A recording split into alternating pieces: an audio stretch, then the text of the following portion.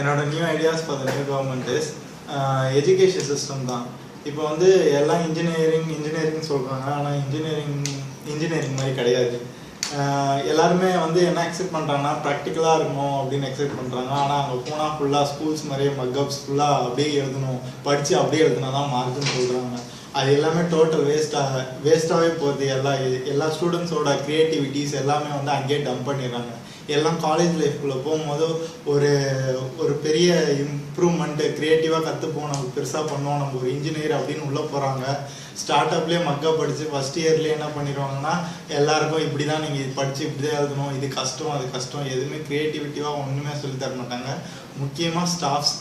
ஒரு காலேஜில் ஒருத்தவங்க ஸ்டாஃப் எடுக்கிறாங்கன்னா அவங்களுக்கு என்ன ஸ்டஃப் இருக்குது, இவங்களால ஒரு ஸ்டூடெண்ட்டை வந்து க்ரியேட்டிவாக ஒரு பெருசாக ஒரு நம்ம கண்ட்ரிக்கு வந்து இம்ப்ரூவ்மெண்ட்டாக ஒரு ஸ்டூடெண்ட்டை க்ரியேட் பண்ண முடியுமானா அப்படி கிடையவே கிடையாது.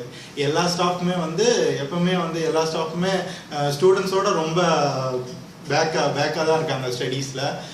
யாருமே வந்து இப்போ வந்து ஜாபுக்கு எடுக்கிறாங்கன்னா இவங்களுக்கு வந்து இதை சொல்லி கொடுத்தா போதும், ரீட் பண்ணால் போதும் அப்படின்னு இருக்காங்க. யாருமே க்ரியேட்டிவிட்டிவாக சொல்லி தரணும் அப்படின்லாம் எதுவுமே கிடையாது. நீ படிச்சுட்டு போறியா, படிச்சுட்டு அப்படியே எக்ஸாம் எழுதிட்டு வா அப்படின்றாங்க. அதான் எல்லாமே எக்ஸாம் மார்க் இதுதான் பார்க்குறாங்களே தவிர யாருமே டெவலப்மெண்ட் க்ரியேட்டிவிட்டி எதுவுமே பார்க்கறது கிடையாது எந்த ஸ்டடீஸ்லையும். அப்படி பண்ணால் தான் நம்ம கண்ட்ரி டெவலப் ஆகும்.